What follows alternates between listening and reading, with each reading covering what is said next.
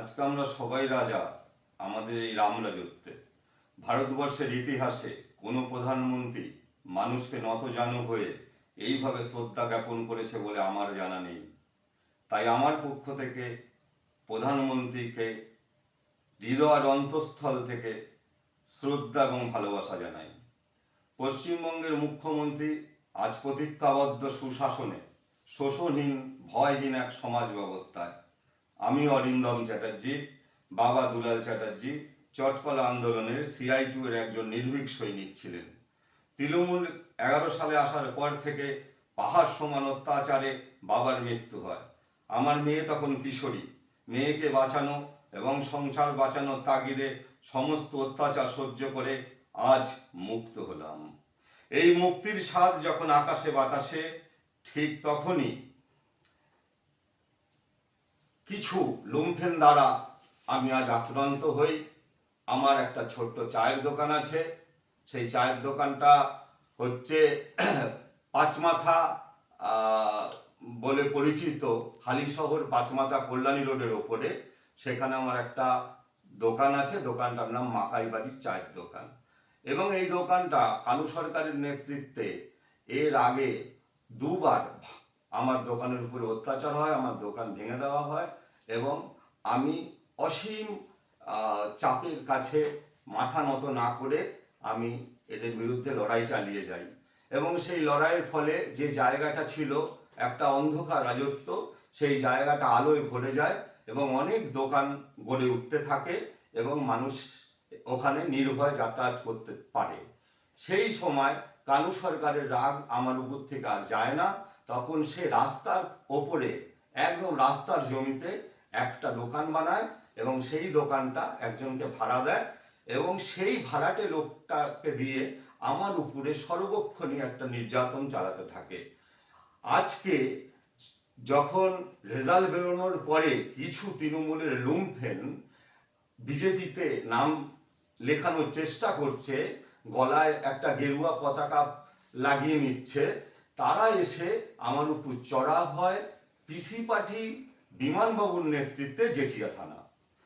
এবং এই বিমানবাবু সম্বন্ধে বলে রাখি, উনি আমার দোকান থেকে প্রতিদিন প্রতিনিয়ত চা খেত, দল বেঁধে এসে পয়সা দিত না, সিগারেট নিত, পয়সা দিত না, এরকম চলতেই থাকতো।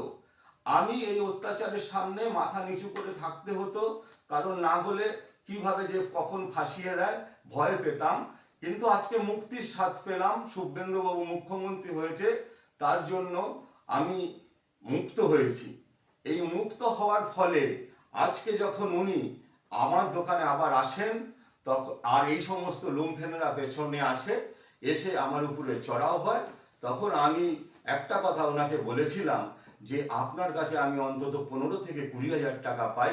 আপনি বিভিন্ন সময় থানায় আজকে মিটিং আছে, থানায় আজকে বড়বাবু আসবে, থানায় আজকে SDO আসবে, থানায় আজকে অনেক বড়বাবুরা মিটিং করবে, এটা সেটা বলে প্রতিনিয়ত 20 কাপ, 50 কাপ, কখনো 40 কাপ। তারপরে এইমস উদ্বোধন করতে এসেছে রাষ্ট্রপতি, আমার দোকান থেকে চা যে কতবার নিয়ে গেছে ভর্তি ভর্তি ভর্তি ভর্তি করে, তার কোনো মানে পাহাড় সমান চা সেদিন নিয়ে গেছে। আমরা চা বানিয়ে কুলোতে পারছি না, পরে পেমেন্ট দেবো, পরে পেমেন্ট দেবো, পরে পেমেন্ট দেবো, এই করে উনি একটা টাকাও দেয়নি। আজকে যখন আমার উপরে এইভাবে ওই লুম্ফেনগুলোকে সঙ্গে করে নিয়ে এসেছিল উনি, ওই লুম্ফেনগুলো আমার নামে ওই দোকানদারের পক্ষ নিয়ে, যে দোকানদারকে রাস্তার জমিতে দোকান করে ভাড়া দিয়েছে কানু সরকার, সেই দোকানদার এর পক্ষ নিয়ে যখন ওই লুম্ফেনগুলো এসেছিল আমার দোকানে এবং নেতৃত্বে ছিল বিমানবাবু, তখন ওখানে কিছু ভালো বিজেপির লোক ছিল যারা অনেক কষ্ট সহ্য করে, অনেক লড়াই আন্দোলন করে আজকে বিজেপিকে এনেছে। সেই সমস্ত কিছু ভালো মানুষ ছিল যারা আমার দোকানে চা খেতে এসেছিল এবং তার মধ্যে ভজনবাবু ছিল, তার মধ্যে রানা দাশগুপ্ত ছিল। এদের চাপের কাছে এবং আরো অনেকে ছিল যাদেরকে আমি চিনি না, নাম জানি না, এদের কাছে তখন এরা নথি স্বীকার করে এবং বিমানবাবু বাধ্য হয় আমাকে 5,000 টাকা দিতে। এবং সেই এটা একটা ডকুমেন্টারি রিপোর্ট যে আমার অ্যাক্সিস ব্যাংকের স্ক্যানারে সেই টাকাটা উনি দেয়।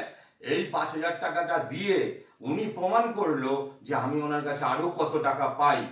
তাই আজকে আমি আমার নতুন যে মুখ্যমন্ত্রী হয়েছেন তার কাছে আমার অনুরোধ যে আপনি তো চাচ্ছেন এই তৃণমূল রাজটাকে নষ্ট করে যাতে আজকে যেই বিজেপি এসেছে সুশাসনের দিন এসছে, এই সুশাসন বজায় থাকুক এবং তৃণমূলের যে সমস্ত যারা চটি চাটা ছিল সেই বিমানবাবুর মতো যারা এখনো বিভিন্ন থানায় রয়েছে এদের কাছে যাতে আমাদের নথি স্বীকার করতে না হয় এবং এরা যে কোনো সময় আমাদেরকে ফাঁসাতে পারে। যেহেতু আমার একটা চায়ের দোকান, কাউকে দিয়ে গাঁজা পাঠিয়ে দিতে পারে, আমাকে গাঁজাতে অ্যারেস্ট করে নিতে পারে এবং আমার প্রাণহানির সম্ভাবনা আছে এই লুম্ফেনদের দ্বারা।